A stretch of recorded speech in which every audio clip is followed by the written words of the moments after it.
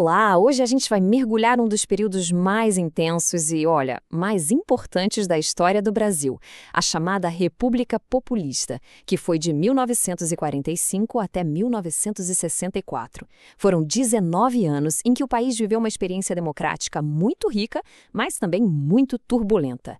Era o Brasil decidindo que tipo de nação queria ser, e essa discussão, ela teve consequências que a gente sente até hoje. E a pergunta que vai guiar toda a nossa conversa é essa aqui.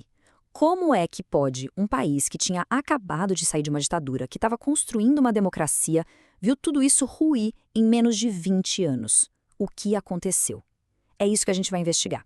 Então vamos lá. Em 1945, com o fim da ditadura do Estado Novo de Getúlio Vargas, o Brasil se encontrava numa verdadeira encruzilhada. Tinha uma nova Constituição, eleições, mas no fundo a grande questão era sobre o modelo de desenvolvimento. E essa escolha vai funcionar como um pêndulo, que vai balançar de um lado para o outro sem parar nas próximas 2 décadas.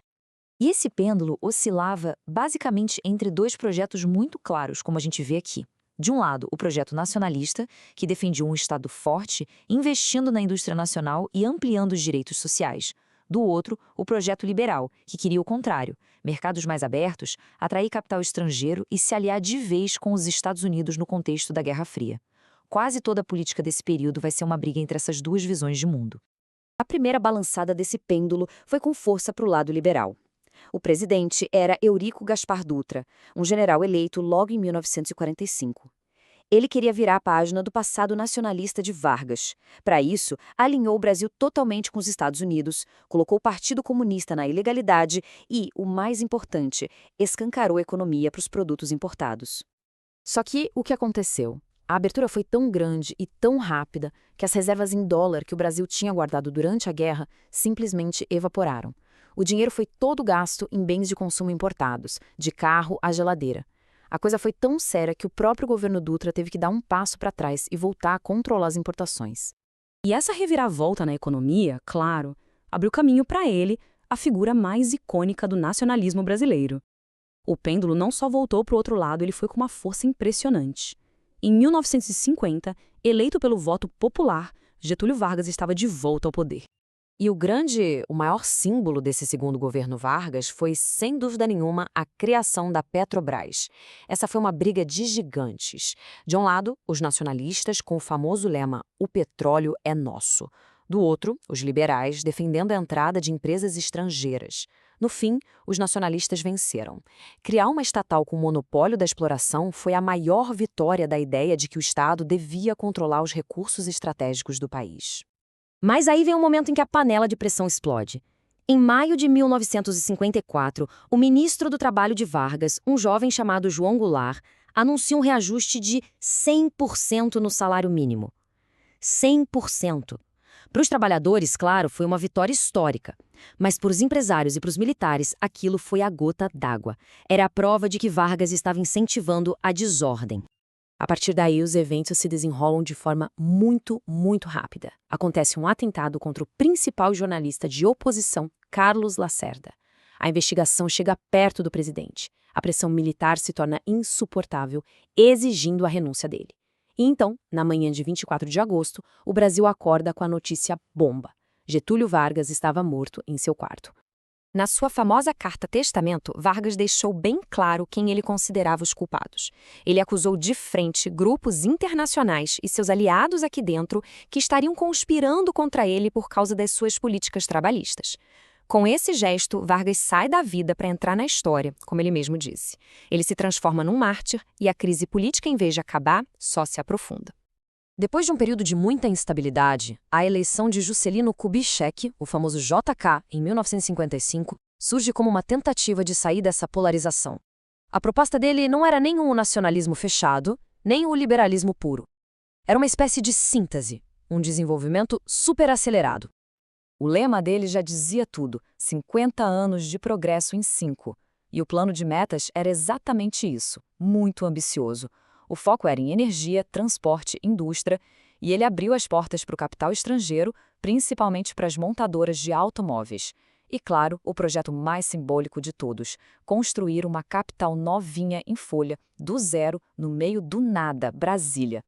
E esse gráfico aqui mostra perfeitamente o dilema do governo JK. Por um lado, um sucesso estrondoso. O Brasil cresceu a uma média incrível de 8% ao ano. Mas, e sempre tem um mais, o preço foi alto.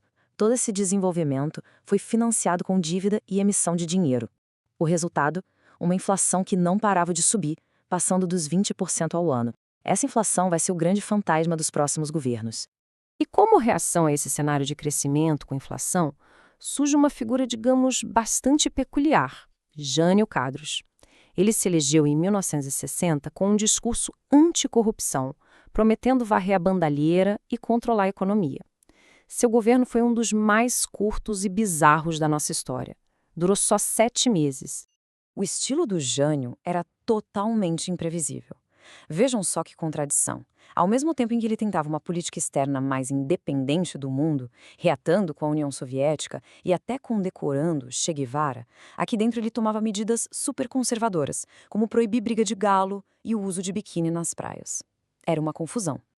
E aí, de repente, em agosto de 1961, ele renuncia. Simplesmente renuncia culpando umas tais de forças ocultas que estariam contra ele.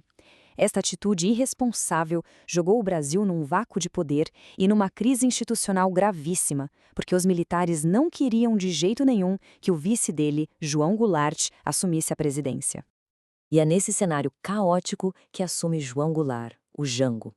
Ele era o herdeiro político de Vargas e a chegada dele ao poder significou a última e mais radical balançada do pêndulo para o lado nacionalista e popular. O palco estava montado para o confronto final. A posse do Jango só aconteceu depois de uma gambiarra política. Criaram um sistema parlamentarista para diminuir os poderes dele. Mas, em 1963, a população votou pela volta do presidencialismo. Com plenos poderes, Jango passou a defender com unhas e dentes as suas reformas de base. Eram propostas de mudanças profundas, como a reforma agrária, que mexia diretamente com os interesses dos grandes proprietários de terra. Nesse ponto, o Brasil estava completamente rachado ao meio. De um lado, como a gente vê aqui, estavam os movimentos sociais, sindicatos, estudantes, todos pressionando pelas reformas. Do outro, a oposição se uniu com força. Empresários, latifundiários, parte da classe média e, principalmente, os militares, que viam em Jango e nas suas reformas uma ameaça comunista.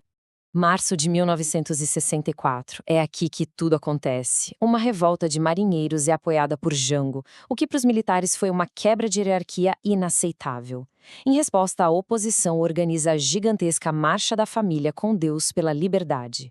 A tensão era total. No último dia do mês, as tropas do exército começaram a se mover.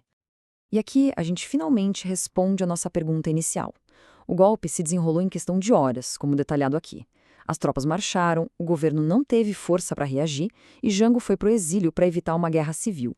A experiência democrática que começou lá em 1945 tinha chegado ao fim. No lugar dela, começava uma ditadura militar que duraria 21 anos. A questão que fica para a gente pensar é: será que as tensões representadas por aquele pêndulo foram resolvidas? Ou elas continuam balançando na política brasileira até hoje?